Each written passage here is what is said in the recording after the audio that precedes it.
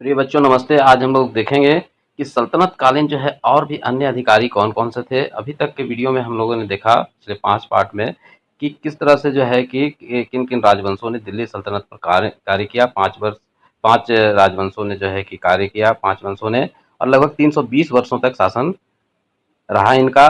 और कैसे जो है कि दिल्ली सल्तनत का विस्तार हुआ और पिछले अध्याय में हम लोग देखे।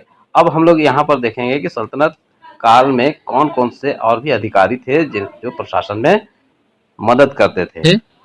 इस स्लाइड में हम लोग देखते हैं कि इक्ता इक्ता का मतलब जो होता है कि वह भूमि जो सैनिकों को जो है कि वेतन के बदले में दिया जाता था। आमिल जो था वो ये सिकदार था, है ना। सिकदर को जो है सिकदार को आमिल बोलते थे। और इसमें अमीन को जो है कि मुशारिफ कहा जाता था। मुखिया को मुकदम, और राजस्व अधिकारी जो है कि इसको बोला जाता था साहिबे दीवान। न्याय व्यवस्था का जो न्याय व्यवस्था था, इसको ये जो है कि इस्लामिक कानून के अनुसार न्याय व्यवस्था थी उस समय। और मुख्य न्यायाधीश को दीवाने कजा कहते थे, और पेंशन विभाग का अधिकारी दीवाने इस्तिहाक कहलाता था। सल्तनत काल में जो है सरकारी कर्मचारी के विरुद्ध जो है कोई शिकायत होती थी तो उस पर सुनवाई करने वाला को जो है दीवाने मजलिम मजलिस कहा जाता था। मजलिम, है ना। ये सप्ताह में 2 बार जो है कि शिकायत सुनते थे, और इसकी इसकी इस कार्य में सहायता करते थे मुख्य काजी, है ना। तो काजी ये मुमालिक जो है कि ये जो है मुख्य काजी को कहा जाता था। मुख्य काजी जो है वो दीवानी और फौजदारी मुकदमों का भी निर्णय लेता था। काजी जो है कि वो काजी प्रांतीय एवं नगरों में नियुक्त किए जाते थे, और न्यायालय में कानून व्यवस्था के लिए जो है कि विधि विशेषज्ञ के रूप में जो है नियुक्त किए जाते थे। काजी का पद जो था वो वंशानुगत होता था, और दंड की कठोर जो है कि व्यवस्था थी। अंग भंग और मृत्यु दंड भी जो है कि दिया जाता था।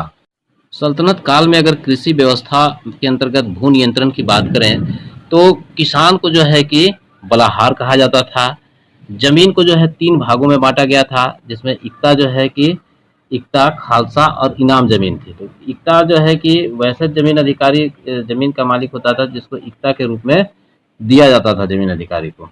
खालसा जमीन जो होता था वो सुल्तान के अधीन होता था, और इसका राजस्व जो होता था ये सुल्तान राजा जो है अपने दरबार के खर्च के लिए और राजा के निजी खर्च के लिए होता था इसका खालसा जमीन। इनाम जमीन जो है ये मदद मास कहा जाता था इसको। ये धार्मिक व्यक्ति या धार्मिक संस्थाओं को दिया जाता था।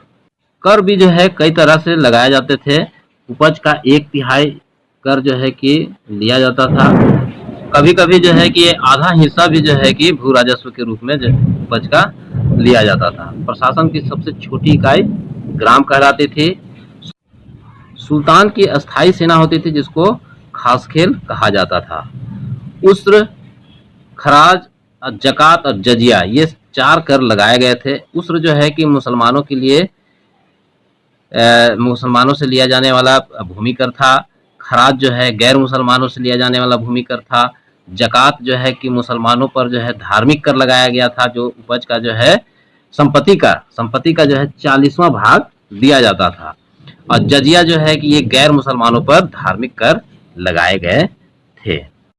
अब हम लोग जो है कि इस पाठ में आगे जानने का प्रयास करेंगे कि दिल्ली सल्तनत का झारखंड पर क्या प्रभाव पड़ा। खिलजी वंश के समय जो है झारखंड जो है दिल्ली सल्तनत के संपर्क पर आया था। 1206 ईस्वी में बख्तियार खिलजी ने झारखंड के रास्ते नदिया यानी पश्चिम बंगाल को, है ना, पश्चिम बंगाल में आक्रमण किया था। तो उस आक्रमण के समय बख्तियार खिलजी ने बनारस पिठोरिया मार्ग का अनुसरण किया था। बंगाल विजय में झारखंड के जनजातियों को जंगल साफ करने एवं तीरंदाजी के लिए शाही लश्कर में शामिल किया गया था। इल्तुतमिश और बलबन के शासनकाल में झारखंड में नागवंशी राजा हरिकर्ण प्रभावशाली एवं शक्तिशाली राजा थे। इसके शासनकाल में झारखंड में दिल्ली सल्तनत का कोई विशेष प्रभाव नहीं पड़ा। अब आगे देखो, यहाँ पर जो है तुगलक वंश के शासक मोहम्मद बिन तुगलक के सेनापति जो है मलिक बयां, ये जो है हजारीबाग क्षेत्र में चाय चांपा तक पहुंचा था। जनरा नामक जो है कि संथाल सरदार चाड़ यानी किला में रहता था। वह सेना के आगमन की सूचना पाकर किला छोड़कर क्या किया, भाग गया। उन्होंने बिहार शरीफ के तत्कालीन उदंतपुरी को राजधानी बनाया था।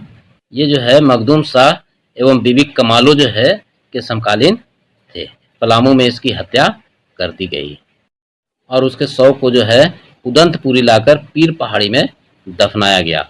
फिरोज शाह तुगलक के समय में बंगाल में शमसुद्दीन इलियास शाह ने एक बड़ी भूमि जीतकर हजारीबाग के सतगावा में अपनी राजधानी बनाई थी। दिल्ली के तुगलक वंश में लोदी वंश के शासक सतगावा से आगे नहीं बढ़ सके क्योंकि उन्हें शक्तिशाली नाग राजाओं से कड़ी टक्कर मिली। यहाँ पर हम लोगों ने जाना कि झारखंड में जो है कि नागवंशी राजाओं ने जो है कि दिल्ली सल्तनत कालीन जो है राजाओं को झारखंड में अधिकार नहीं जमाने दिया। इस पाठ को हम लोग यहीं पर समाप्त करते हैं। हम लोगों ने जो भी इस पाठ में जानकारी हासिल की उसको जो है कि बहुत अच्छी तरीके से समझे और जानने का प्रयास किया कि किस तरह से जो है कि झारखंड और देश में जो है सल्तनत कालीन सरकारें चली। धन्यवाद।